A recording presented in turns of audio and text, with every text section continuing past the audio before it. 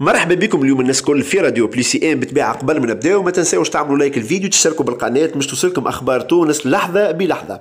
قامت الاستاذه وفاء الشاذلي بنشر مقطع فيديو خطير جدا لمواطنه تونسيه وهي في الاصل زوجة رجل امن، كشفت في وقت سابق عن حقائق خطيره حصلت بوزاره الداخليه في 2012 على الهواء، وقالت ان الوزاره قامت بتدريب عناصر ارهابيه في مستوى مدرسه سيدي سعد بالقيروان، وافادت ان اولئك يقع تدريبهم لمدة 10 أشهر ثم يتم عزلهم بطريقة مشبوهة بعد تمكينهم من أسرار الوزارة وخباياها، وإضافة إلى تعلم طرق حمل السلاح والمناورة. هذا وأكدت المواطنة في شهادة بثتها أحد الإذاعات أنها تمتلك وثائق تدين وزير العدل سنة 2012 علي عريض آنذاك، وطلبت بحضور في وسائل الإعلام لنشر الحقيقة واستدعائها كذلك لدى النيابة العمومية للإدلاء بشهادتها. والعباد بالطبيعة تكذب الأخبار. باش نخلي لكم الفيديو هذا تسمعوه في موقع مساحه ويب .xyz.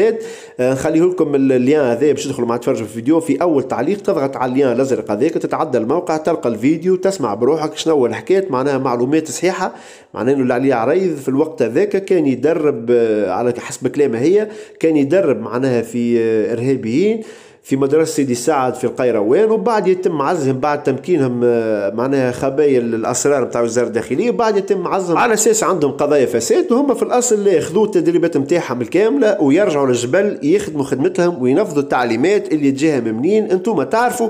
حاسين الكلمة الأخرى عندكم انتم. ما تنساوش تتفرجوا في الفيديو، مش يخليه لكم في أول كومنتير تضغط عليه تعدى موقع مساحة ويب، تلقى الفيديو تتفرج وتسمع وتاخذ فكرة شنو اللي قاعد يصير معناها من 2012 بعد ما خرج بن علي الوقتنا الحالي، وكيفاش معناها الدولة هلكوها.